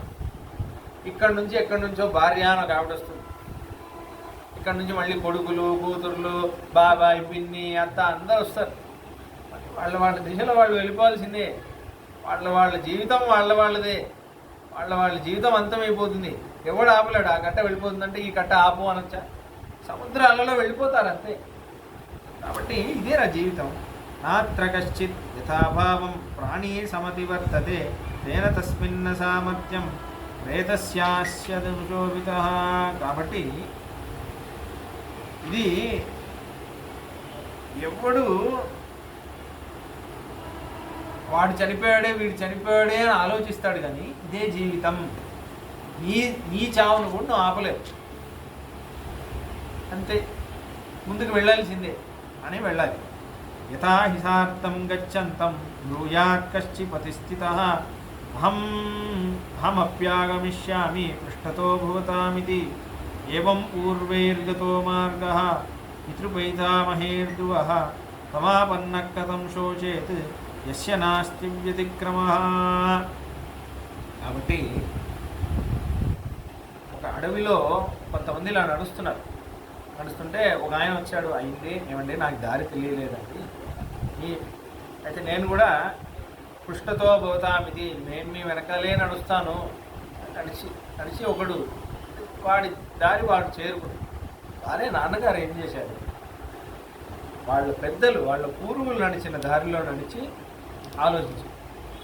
ఇప్పుడు నాన్న ఎందుకు ఈ మాట అంటున్నానంటే ఇప్పుడు తెలుస్తుంది గురించి. అంటే ఆత్మా సుఖో నియోక్తవ్య సుఖభాజ ప్రతాస్పృత. నాన్న నువ్వేమన్నావు, నాన్న హృదయంలో ఇదే ఉంది అన్నావు కదా. నాన్న హృదయంలో అదే ఉన్నప్పుడు నాన్న తలుచుకుంటుంటే నాకు ఇదే ఇష్టం, ఏదైనా సరే నా కొడుకుని మహారాజుగా చేసేసే నేను ప్రాణం విడుస్తాను అని అనొచ్చు కదా. నువ్వేమన్నావు, నాన్న హృదయంలో అది ఉంది కాబట్టి చేయి అంటున్నావు. మరి నాన్న తలుచుకుంటే నాన్న కూడా చేసి ఉండొచ్చు, ఎందుకు చేయలేదు? నాన్న తలుచుకొని ఉంటే కైకేయికి సరే అని చెప్పేసి ఈ అన్నం తిను అని అన్నంలో విషయం కల్పించి చేయొచ్చు కదా. నువ్వు ఉంటేనే కదా రాముడు రాజవుడు, నువ్వు చచ్చిపోవు అని ఉండొచ్చు కదా. ఇవాళ రేపు అదే చేస్తారు. లేకపోతే దుర్మార్గురాల నా కొడుకు పట్టాభిషేకం నువ్వు ఆపుతావా, ఇదిగో నీ గదికి గొళ్ళం వేస్తున్నాను, పట్టాభిషేకం అయ్యేంత వరకు బయటకు రాగు అని ఉండొచ్చు కదా. ఎవడు ఆపేవాడు నాన్నని? ఎందుకు చేయలేదు ఇవన్నీ? ఎందుకు అంటే ఈ బంధువులు, నువ్వేమనుకుంటున్నావు నాన్న కైకేయి మీద ప్రీతితో చేశాడు అని అనుకుంటున్నావు కదా. ఈ బంధువులందరూ ఇలా వచ్చి అలా వెళ్ళిపోతారు. ఈ కాష్టం ఎగ్జాంపుల్ ఇచ్చాడే సముద్రంలో, ఇవన్నీ నాన్నగారికి తెలుసు. అయితే ఈ మృత్యు అనేది ఇలానే వస్తుంది. ఇంకోటి ఏంటి, స్టార్టింగ్లో మాట అన్నాడు, ఆత్మనః కామకారోహి. ఆత్మ అనేవాడు వాడికి ఇష్టం వచ్చింది చేయలేడు. వాడి జీవితం వాడి అధీనంలో ఉండదు.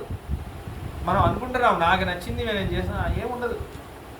వాళ్ళు మీరు చదువుకోవాలనుకుంటున్నారు, కరెంట్ ఉంటుందో లేదో మీ చేతిలో ఉందా? మీకేం పని రాకుండా ఉంటుందో మీ చేతిలో ఉందా? ఎమర్జెన్సీ, ఏదైనా మెడికల్ ఎమర్జెన్సీ రావచ్చు, ఏదైనా అవ్వచ్చు, మీరే మీకు వంట చేసుకోవాల్సింది రావచ్చు. టైం ఎలా వెళ్తుందో మీకు తెలియదు. కాబట్టి పరమాత్మ చేతిలోనే ఉంది. ఈ సత్యాన్ని గ్రహించిన నాన్నగారు ఏం చేశారంటే, నా సుఖ దుఃఖం కోసం నేను ప్రయత్నించకూడదు, ఎందుకంటే నా అధీనంలో నా జీవితం లేదు. నేను దేని గురించి ప్రయాసపడాలి? ధర్మం గురించే ప్రయాసపడాలి. అందుకే నాన్నగారు తనకి ఇష్టమా ఇష్టం లేదా అదంతా పక్కన పెట్టేసి, ఏది ధర్మం, ఏది చేస్తే నాకు ఉన్నతగతి వస్తుంది అనేది తనకి ఇష్టం లేకపోయినా నేను మాటిచ్చాను కాబట్టి నేను సత్యానికే ఉండాలి. ఇష్టమా సత్యమా అంటే సత్యాన్ని ఎంచుకున్నాడు రా నాన్న. ఎందుకంటే ఈ ఇష్టం వల్ల ఏం రాదు, నరకమే వస్తుంది. ఎందుకంటే నా అధీనంలో లేదు కదా. ఇప్పుడు నేను ఇష్టపడే చేశాను, సపోజ్ నేను ఇష్టపడి నా కొడుక్కి నేను రాజ్యం ఇప్పించాను. కొడుకు రాజ్యంలో ఉండకపోతే అంటే ఏంటి, కొడుకు 1 month తర్వాత ఎక్కడ వెళ్ళిపోయాడో తెలియదు. ఇప్పుడు నాకేమైంది, నేను నా కొడుకును రాజుగా చూడాలనుకున్నాను, వాడు 1 monthలోనే వాడు 1 month రాజుగా ఉన్నాడు, దాని తర్వాత లేడు. నాకు చెడ్డ పేరు కూడా వచ్చింది, ఎందుకంటే నేను అన్యాయంగా వాడి రాజ్యంలో కూర్చోబెట్టాను. అవునా? కాబట్టి ఇక్కడ నువ్వు అర్థం చేసుకోవాల్సింది ఏంటంటే, నీ ఇష్టం అనేది సరే, కానీ నీ ఇష్టానికి కొద్ది జరిగేలాగా నీ జీవితం ఉండదు. నీ కంట్రోల్లో నీ జీవితం ఉండదు. నాకు ఇది ఇష్టం, నేను ఇది చేస్తాను. చాలామంది ఉంటారు, నేను ఇది చేయాలనుకున్నాను, నీ లైఫ్లో అది చేయలేదు. నేను పెద్ద మ్యూజిక్ డైరెక్టర్ అవ్వాలి, నేను పెద్ద హీరో అవ్వాలనుకున్నాను, నేను పెద్ద హీరోయిన్ అవ్వాలి. నీ అధీనంలో జీవితం అందరూ అనుకున్నది చేయలేరు. అది అందరికీ వీడు గొప్పవాడు, వీడు అనుకుంది సాధించాడు అంటే, వాడు చిన్నప్పుడు మ్యూజిక్ డైరెక్టర్ అవ్వాలనుకున్నాడు అంటే వాడు అయిపోయాడు అనుకోండి. ఆ ఒక్క విషయంలో వాడికి జీవితం సహకరించింది, వాడికి చాలా ఇంకా 100 విషయాల్లో వాడు అనుకుంది చేసి ఉంటాడు. నీకు అది ఒకటే కనిపిస్తుంది కదా. అలానే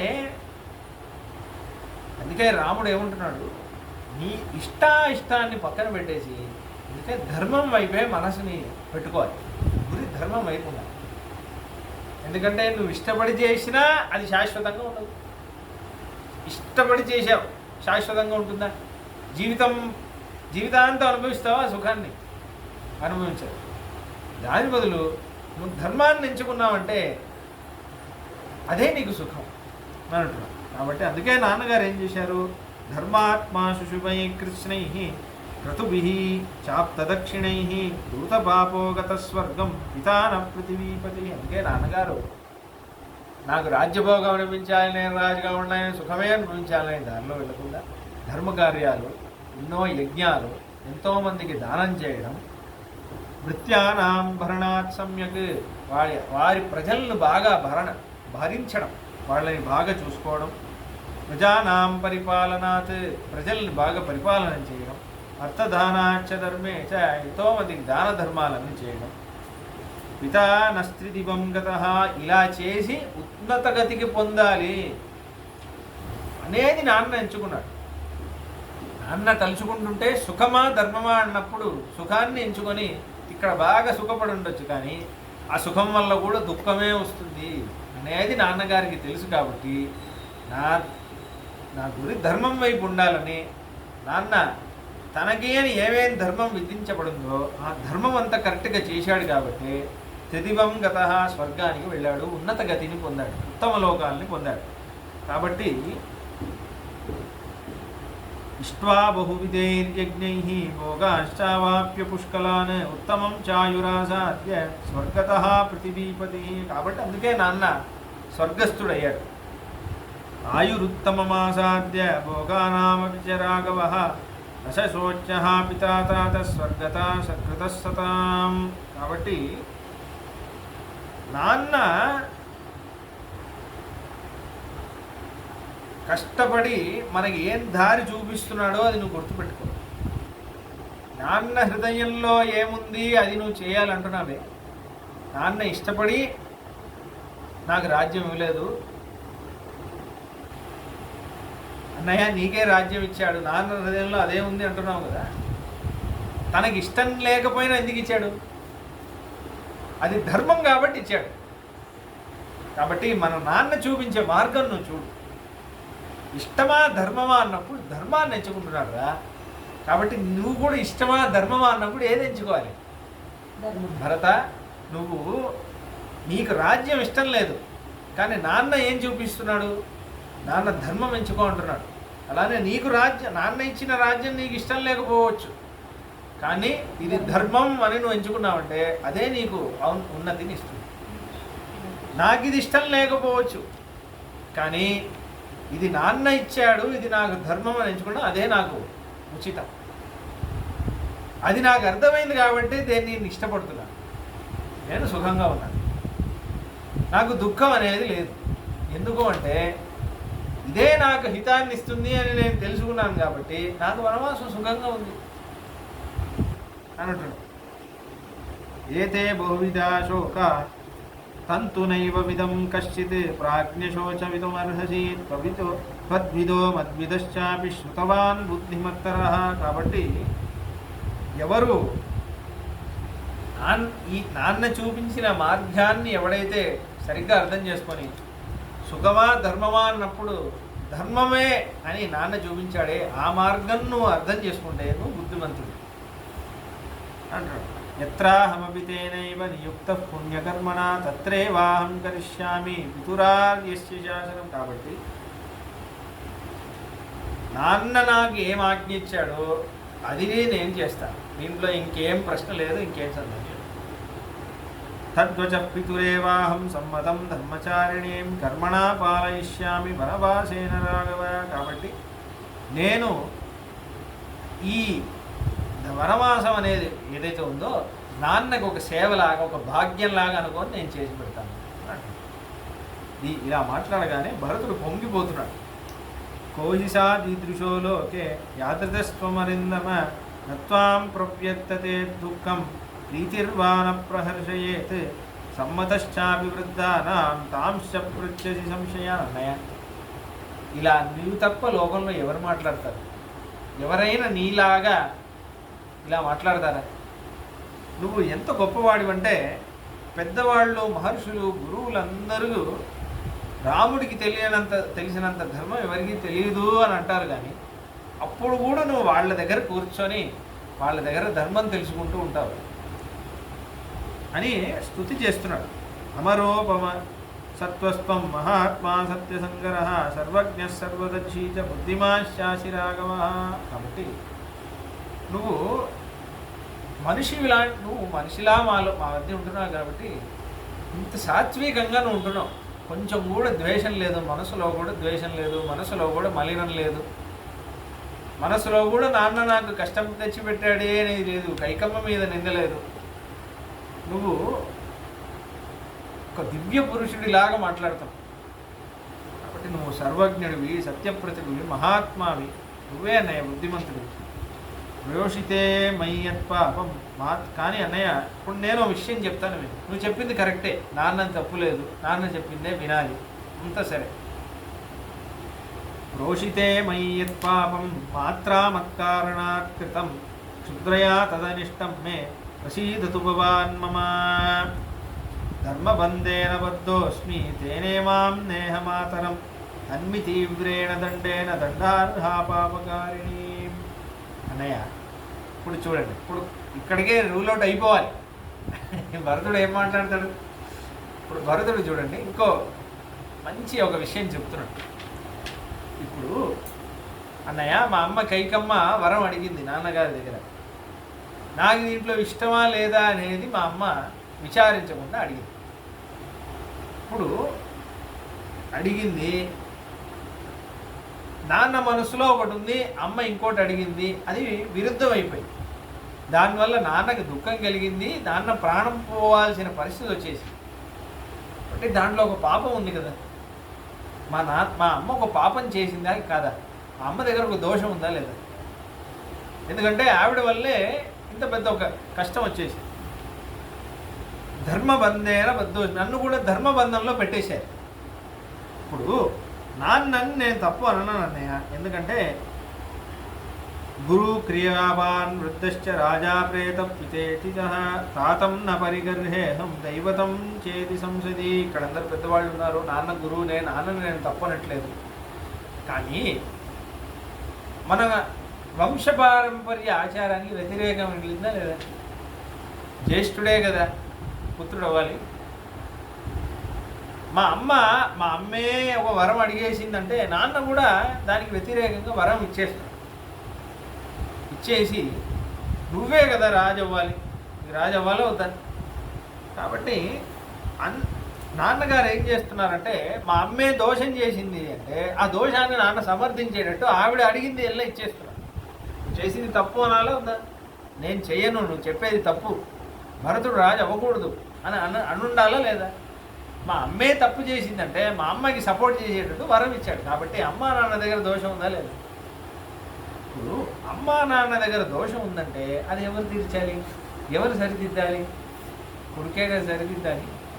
నాన్న అప్పు చేసేసి వెళ్ళిపోయాడు, ఎవరు తీర్చాలి? కొడుకే కదా తీర్చాలి.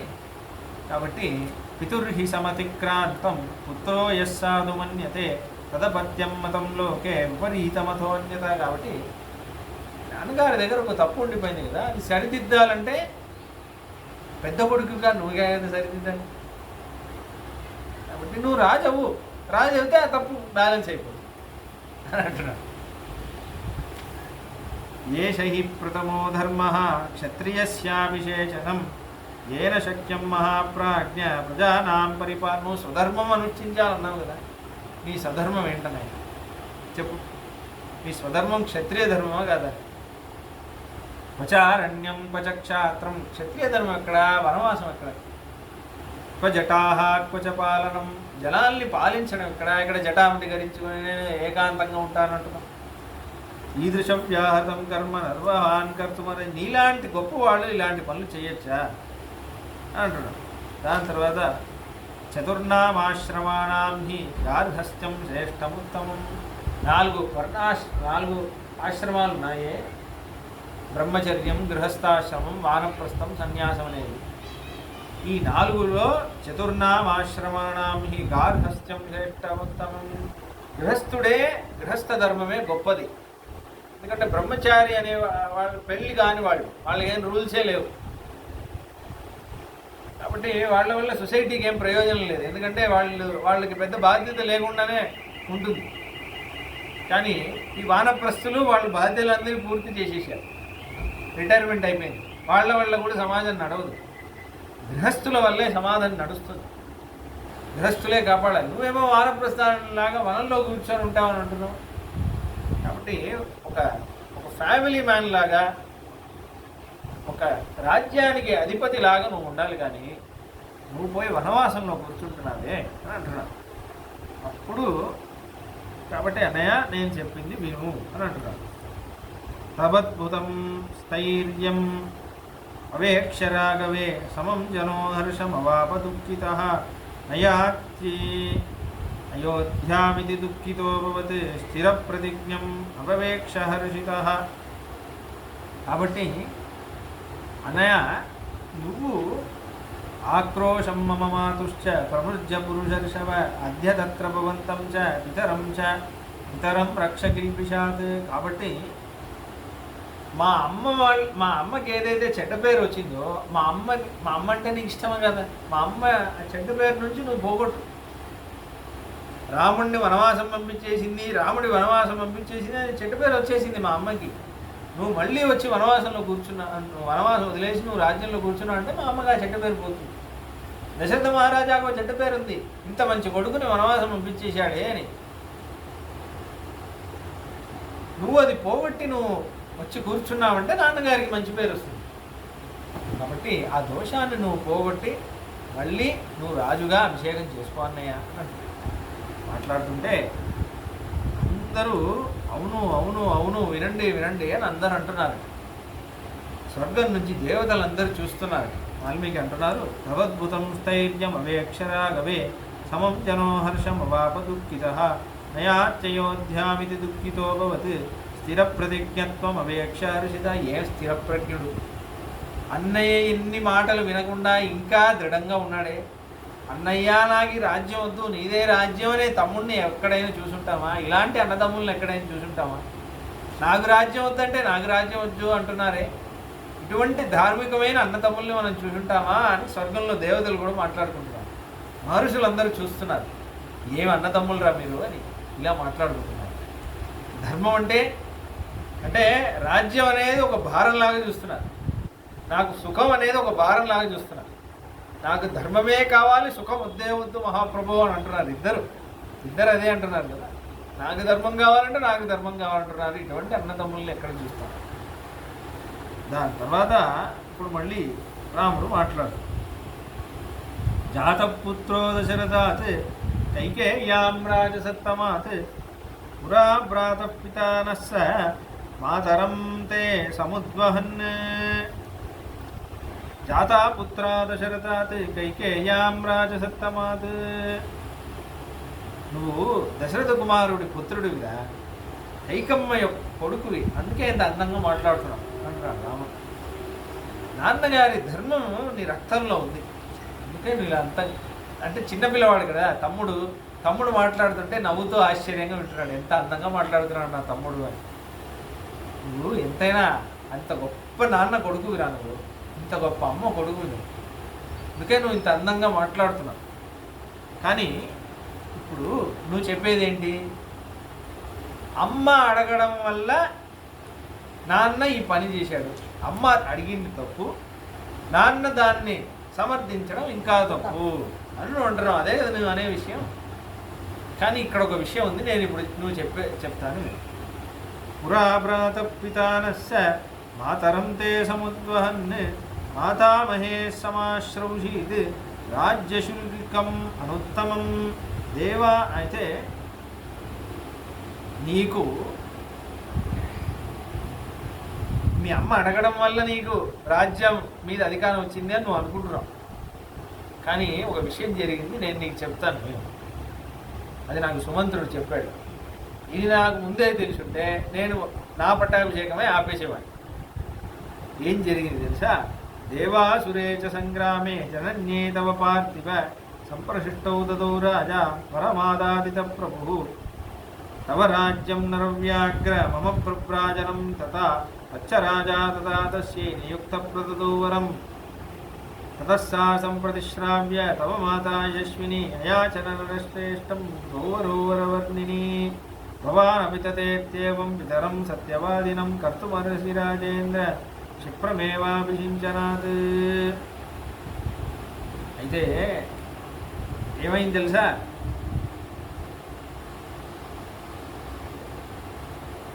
మీ నాన్నగారు దేవాసుర సంగ్రామం చేస్తున్నాడు, కైకమ్మే సహాయం చేసింది. కైకమ్మ సహాయం చేసిందని నాన్నగారు కైకమ్మని పెళ్లి చేసుకుందాం అనుకున్నారు. పెళ్లి చేసుకుందాం అనుకునేటప్పుడు కైకేయ దేశం యొక్క మహారాజా అశ్వపతిని వెళ్ళి అడిగారు. అడిగితే అశ్వపతి అన్నారు, నేను అంటే కైకేయి ఈజ్ ఓవర్ క్వాలిఫైడ్.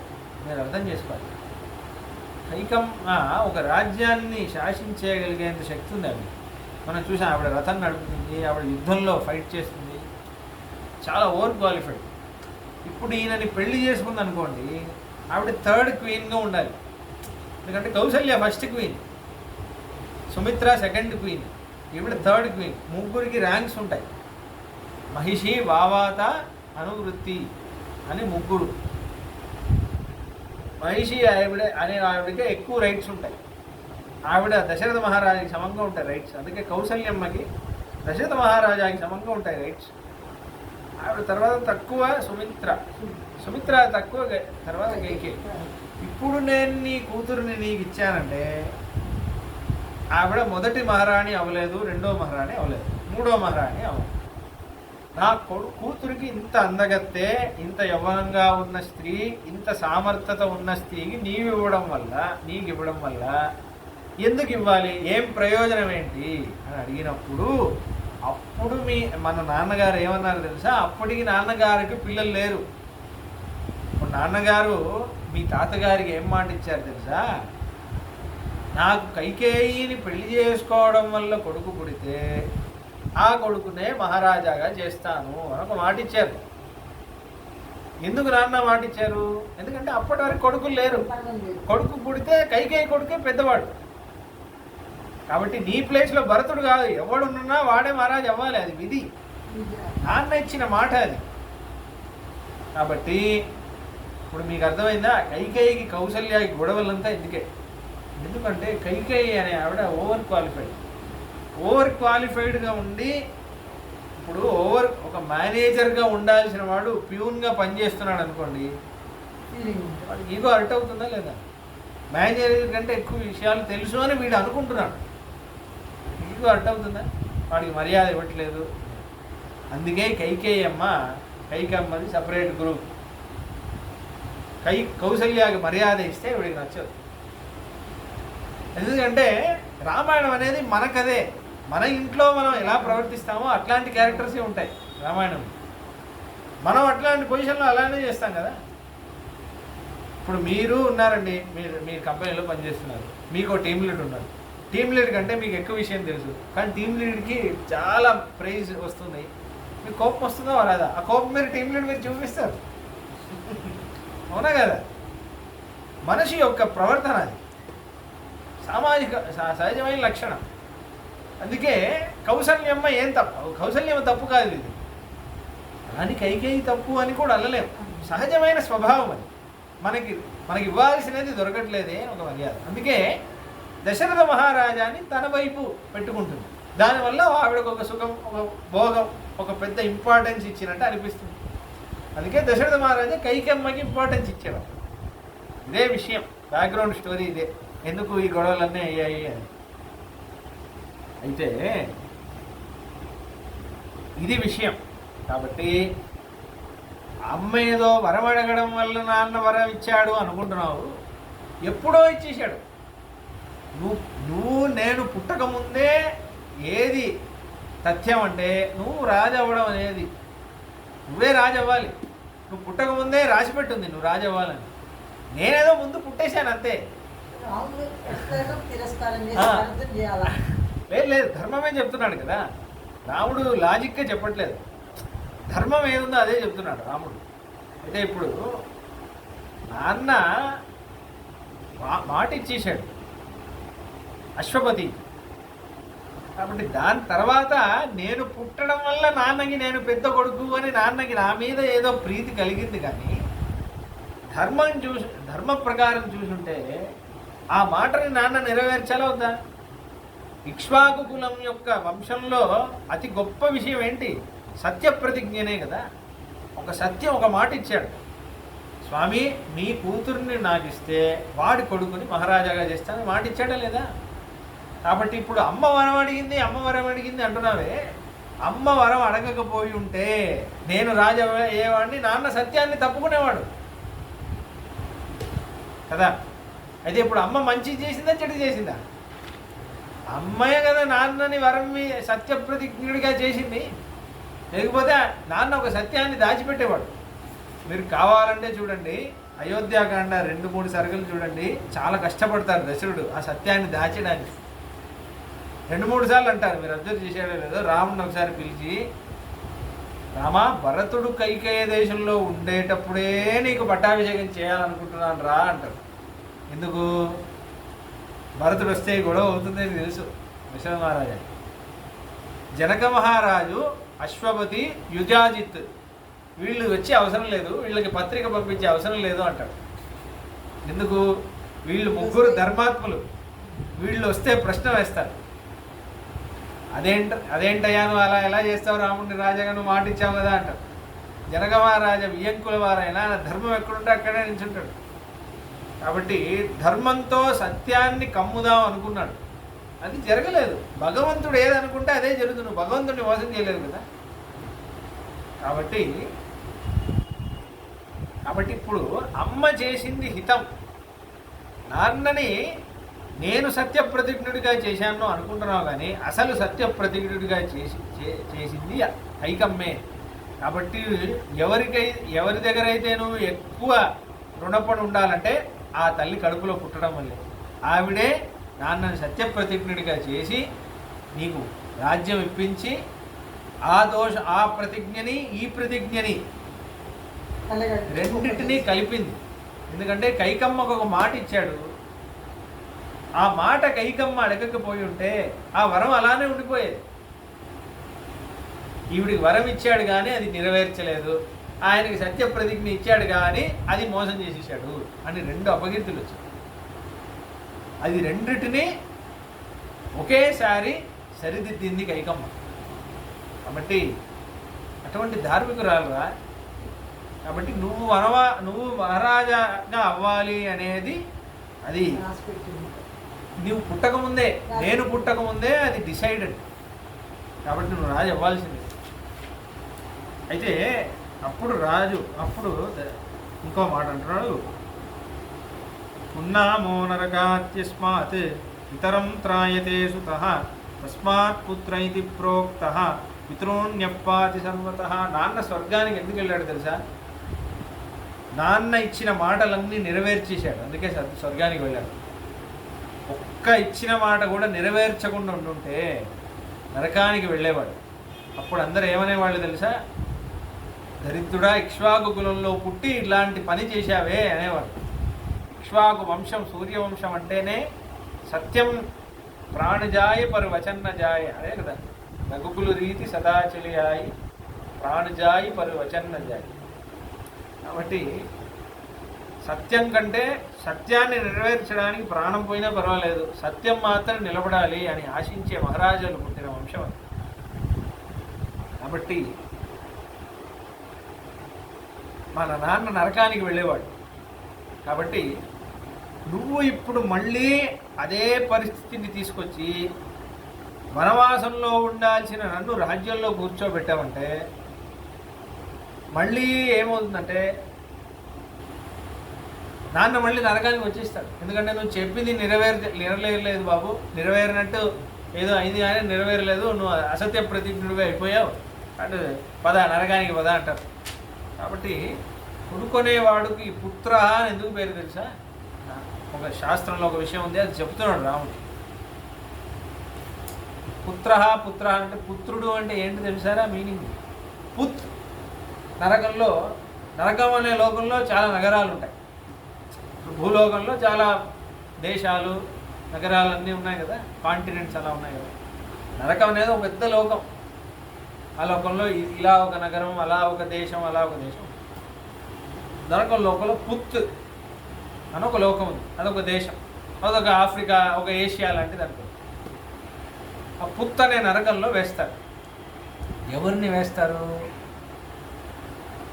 పిల్లల్ని కనని వాళ్ళని వేస్తారు. అంటే ఎలా? పిల్లలు కావాల్సిన శక్తి ఉండి కూడా కనకుండా ఉండేవాళ్ళని ఆ నరకంలో వేస్తారు అని ఉంది శాస్త్రంలో. ఎందుకు అంటే పితృ రుణం ఒక రుణం ఉంది. అంటే నీకెందుకు జన్మ ఇచ్చారు మీ అమ్మ నాన్న? నీకు జన్మ వాళ్ళు ఇవ్వడం వల్లే కదా నువ్వు ఇవాళ ఇలా ఉన్నావు, భూమి మీద వచ్చావు, నువ్వు ఏదో చేస్తున్నావు. నీకు ధర్మం చేసుకోవడానికి, పుణ్యభావం సంపాదించడానికి, ఉన్నత గతిని పొందడానికి వాళ్ళే కదా మార్గం ఇచ్చింది. వాళ్ళు నీకు ఎలా ఇచ్చారో ఆ రుణాన్ని మళ్ళీ నువ్వు ఇంకొకళ్ళ చేయడం వల్ల రుణం పోతుంది. ఆ రుణం నీకు పోలేదు కాబట్టి నిన్ను పుత్త అనే నరకంలో పడేస్తారు. పితృ రుణం ఉంది నీకు అని పుత్త నరకంలో పడేస్తారు. ఆ పుత్ అనే నరకం నుంచి పోగొట్టేవాడు కాబట్టి ఆ పుత్ అనే నరకంలో ఓకుండా ఆపుతాడు కాబట్టే వాడికి పుత్రుడు అని పేరు. పున్నాం నరకానాం త్రాయతే ఇది పుత్ర. పుత్ త్రాణం, పుత్ అంటే నరకం, త్రాణం అంటే కాపాడు. పుత్ అనే నరకం నుంచి త్రాణం కాపాడుతాడు కాబట్టి పుత్ర. అలానే పుత్రి.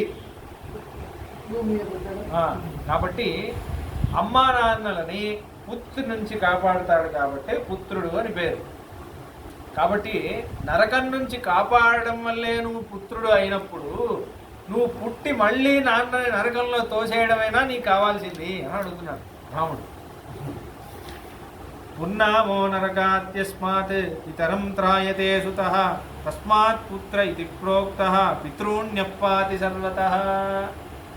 నువ్వు పుట్టడం వల్ల నాన్న పుత్తనే నరకం నుంచి తప్పించుకుంటున్నాడు అన్నప్పుడు నువ్వు పుట్టి మళ్ళీ అంటే ఒకడు ఏం చేశాడు, ఒక బురద నుంచి పడిపోతుండగా ఒకడిని కాపాడేసి ఇక్కడ తోసేస్తున్నాడు, మళ్ళీ ఇంకో బురదలో తోసేస్తున్నాడు.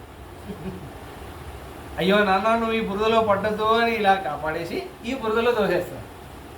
అలానే పుత్తనే నరకంలో నువ్వు వెళ్ళకూడదు నాన్న, నేను ఉన్నాను కదా, నేను పుట్టేశానని చెప్పేసి నువ్వు ఈ నరకంలో వెళ్ళు అని తోసేస్తున్నట్టు వాడేనారా పుత్రుడు? నాన్న చెప్పింది వినడమేవాడే పుత్రుడు. పుత్రుడికి 3 కర్తవ్యాలు ఉన్నాయి. జీవితో వాక్యకరణాత్, ప్రత్యబ్దం భూరి భోజనాత్, గయాయాం పిండదానచ్చ త్రిభిపుత్రస్య పుత్రత అని అంటుంది శాస్త్రం. జీవితో వాక్యకరణాత్, ప్రాణం ఉన్నంత వరకు అమ్మా నాన్న చెప్పింది చేయాలి, అమ్మా నాన్న చెప్పింది వినాలి. వాళ్ళు చెప్పింది సరే అమ్మా సరే నాన్న అని చేయడం. ప్రత్యబ్దం భూరి భోజనాత్, వాళ్ళు వెళ్ళాక ప్రతి సంవత్సరం వాళ్ళు శ్రాద్ధం మొదలైనవన్నీ కరెక్ట్గా చేయడం. దాని తర్వాత గయాయాం పిండదానచ్చ, జీవితంలో ఒక్కసారి గయా క్షేత్రం వెళ్ళి అంతిమ సంస్కారంలో భాగంగా నాన్నగారికి అంతిమ ఒక్కసారి అక్కడ తద్దినం పెట్టేసి రావడం, ఇది 3 చేయాలి అని. కాబట్టి జ్యేష్ఠవ్యా బహవ పుత్రాః గుణవంతో బహుశ్రుతాః తేషాం వై సమవేతానాం అపి కశ్చిత్ గయాం వ్రజేత్. ఎక్కువ పిల్లలు ఉండాలి, ఎక్కువ కొడుకులు ఉండాలని ఎందుకు ఎంతమందిని కంటారు తెలుసా? ఒకడు కాకపోతే ఒక్కడైనా గయాకి వెళ్తాడు, ఒక్కడైనా గయాశ్రార్థం చేస్తాడు అని కంటారా. ఏవం రాజర్షయ సర్వే ప్రతీత రఘునందన తస్మాత్ త్రాహి నరశ్రేష్ఠ ఇతరం నరకాత్ ప్రభో. కాబట్టి నాన్నని నరకం నుంచి పడిపోకుండా కాపాడురా, నీ చేతిలోనే ఉంది. ఎందుకంటే నాన్న నాకు ఇచ్చిన ధర్మం నేను చేస్తున్నాను, చెయ్యాలా వద్దా నువ్వు తేల్చుకో, నువ్వు ఆలోచించుకో. నువ్వు నాన్న ఇచ్చిన ధర్మం చేశావంటే నాన్న ఉన్నత గతిని పొందుతాడు. నువ్వు లేదు నాకు ఇదే ఇష్టం, నేను ఇదే చేస్తాను నువ్వు నిర్ణయించుకున్నావంటే నాన్న మళ్ళీ నరకానికి వస్తాడు. ఎందుకు నన్ను నరకంలో తీసుకొస్తున్నానంటే ఇదిగో నీ పుత్రుడు ఒకడు ఉన్నాడు భరతుడని, వాడి వల్లే నరకాన్ని తీసుకెళ్తున్నాను అంటారు. అయోధ్య కాబట్టి భరత నాన్న నేను చెప్పేది విను. అయోధ్యాం గచ్చ భరత ప్రకృతిరుపరంజయ శత్రుఘ్న సహితో వీర సహ సర్వైర్ద్విజాతిభి. వీళ్ళందరినీ తీసుకెళ్ళి, ఈ రాజర్షులు వీళ్ళందరినీ తీసుకెళ్ళి నీ పక్కన శత్రుఘ్నుడి పెట్టుకో, మహారాజుగా నువ్వు నుంచో, రాజ్యాన్ని వేలు. ప్రవేక్షే దండకారణ్యం అహమప్యవిలంబయన్ ఆభ్యాం తు సహితో వీర వైదేహ్యా లక్ష్మణేన చ. నేను సీతాలక్ష్మణులతో పాటు నేను వనవాసం వెళ్తాను. ఎందుకు? నీకు నాన్న ఇచ్చిన ధర్మం ఇది, నాకు నాన్న ఇచ్చిన ధర్మం ఇది.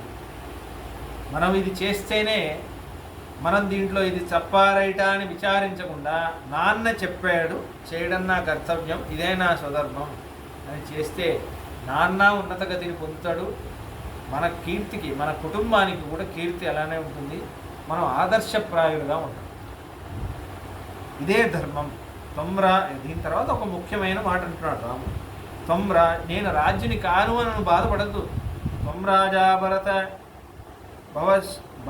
రాజా భరత భవస్వయం నరాణాం మన్యానామహమపి రాజరాన్ మృగాణాం.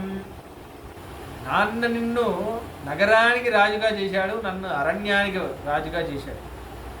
నువ్వు ప్రజల్ని పాలించు, నేను మృగాల్ని పాలిస్తాను. గచ్చన్ త్వం పురవరమ అద్య సంప్రహిష్ట సంమృష్టస్త్వం అహమపి దండకాన్ ప్రవేక్షే. కాబట్టి నువ్వు ఆనందంగా అయోధ్యలో ఉంటు, నేను ఆనందంగా దండకారణ్యంలో ఉంటాను.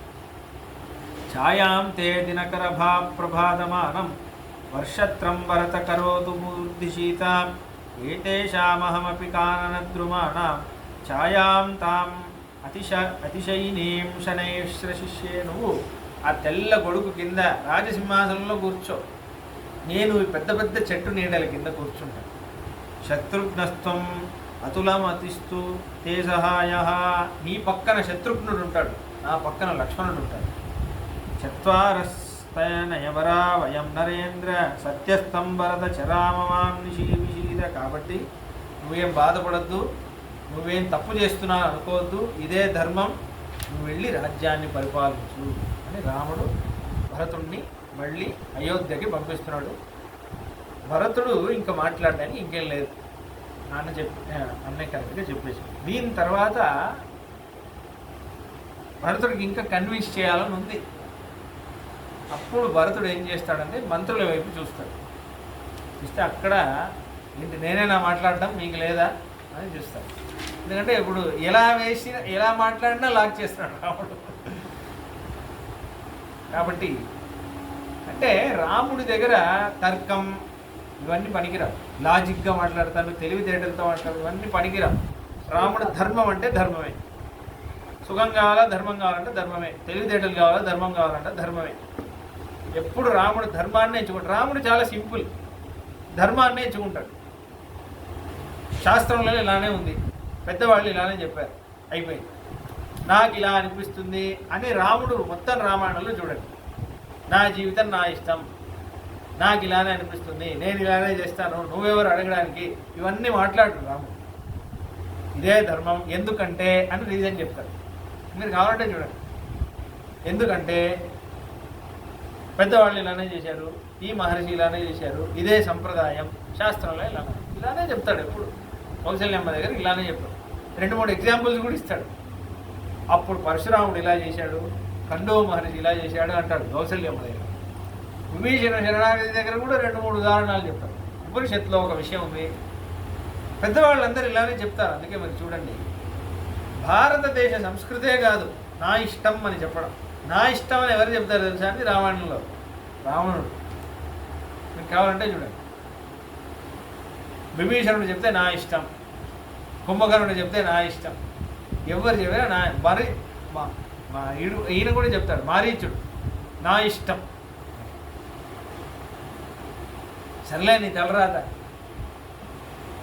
ఇదే కదరికి కావాలి, చేసి పెడతాను పో అని అన్నాను అనుకోండి మారీచుడు.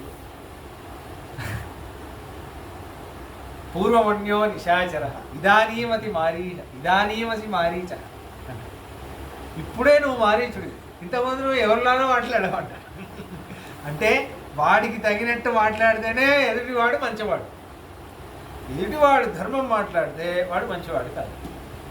సహజమైన మనుష్య లక్షణం. కాబట్టి అందుకే మీరు చూడండి, యుద్ధకాండంలో మీకు చాలా స్పష్టంగా కనిపిస్తుంది. వాల్మీకి మహర్షి మార్చి చూపిస్తారు. రావణాసురుడు క్యాబినెట్ మీటింగ్ పెడితే ఎలా ఉంటుంది, రాముడు క్యాబినెట్ మీటింగ్ పెడితే ఎలా ఉంటుంది. రావణాసురుడు మంత్రులందరినీ పిలుస్తాడు, అందరూ వాళ్ళకి చెప్తారు.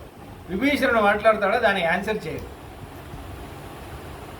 తొక్కేస్తాడు విభీషణుడు. రాముడు మాట్లాడతాడు, అందరినీ మాట్లాడిస్తాడు. రాముడికి వ్యతిరేకంగా ఎవరైనా మాట్లాడితే రాముడు ఎక్స్ప్లెయిన్ చేస్తాడు, మీరు చెప్పేది తప్పండి, ఎందుకంటే శాస్త్రంలో ఇలా ఉంది అని ధైర్యంగా చెప్పిన మగవాడు రాముడు, గట్స్ ఉన్నవాడు రాముడు. రావణాసుడు ఏం చేస్తాడు తెలుసా, వీడికి ఎప్పటి నుంచో నా మీద కన్నుంది,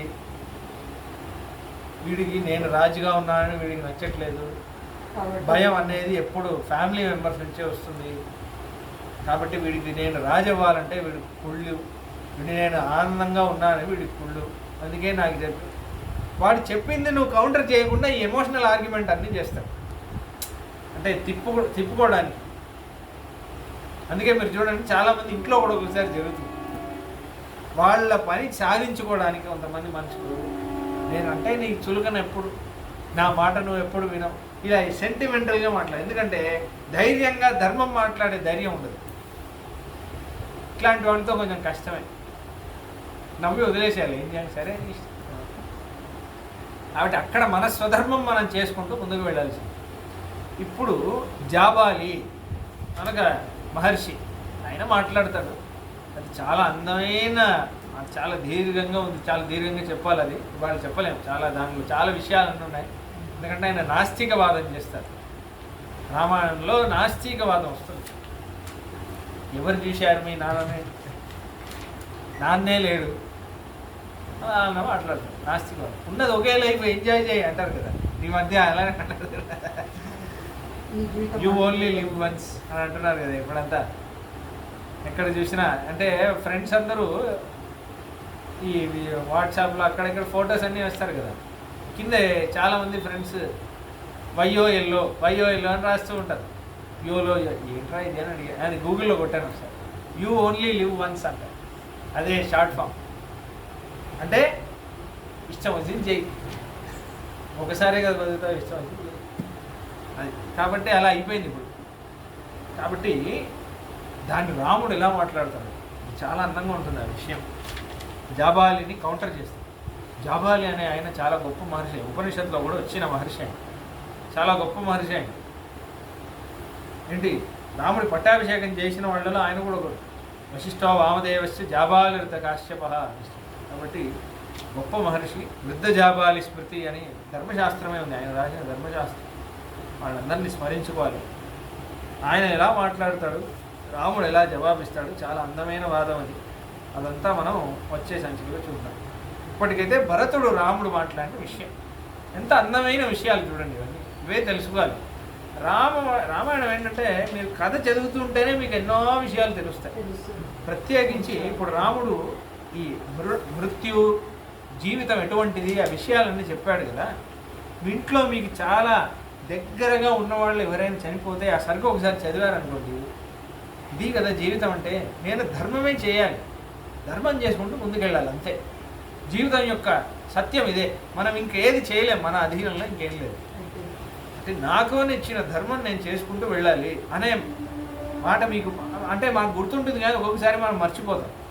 అది మనకి మళ్ళీ గుర్తు చేసేటటువంటి స్వర్గం. మా నాన్నగారు చనిపోయినప్పుడు ఈ స్వర్గం నేను చాలాసార్లు చదివాను.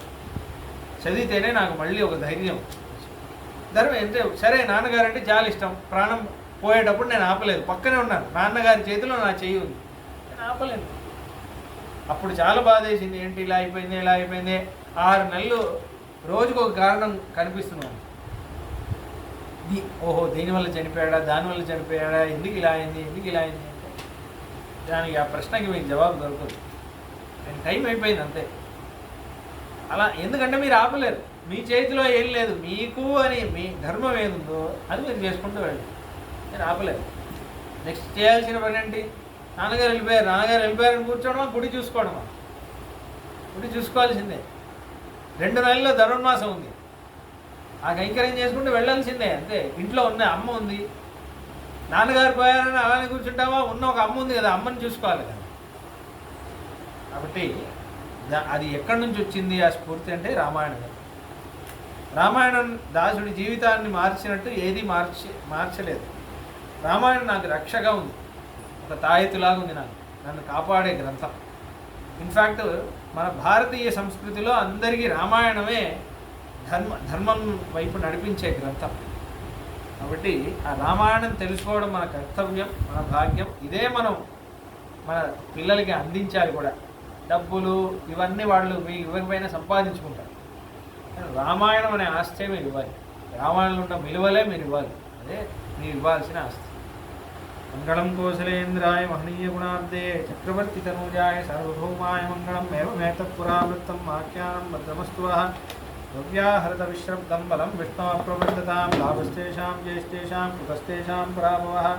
येषामिन्दीवरश्यामो हृदये सुप्रतिष्ठितः काले वर्षतु पर्जन्यः पृथिवी सस्यशालिनी एषोऽयं चोभिरहितो ब्राह्मणाः सन्ति निर्भयाः कावेरी वर्धतां काले काले वर्षतु वासवः श्रीरङ्गनाथो जयतु श्रीरङ्गश्रीश्च वर्धतां चतुर्मुखेश्वरमुखैः पुत्रपौत्रादिशालिने नमः सीतासमेताय रामाय गृहमेदिने जयति इति राजसूक्तिः जयति मुकुन्दस्य पादुका युगडी तदुवेदनास्त्रिवेदी भवन्तेऽन्तो जयन्ति पुंसन्तः कवितार्किकसिंहाय कल्याणगुणशालिने श्रीमते वेङ्कटेशाय वेदान्तगुरवे नमः स्वस्ति प्रजाभ्यः परिपालयन्तां न्यायेन मार्गेण महिन्महीषाः गोब्राह्मणेभ्यः शुभमस्तु नित्यं लोकाः समस्ताः सुखिनो भवन्तु। जय श्रीराम। जय श्रीराम।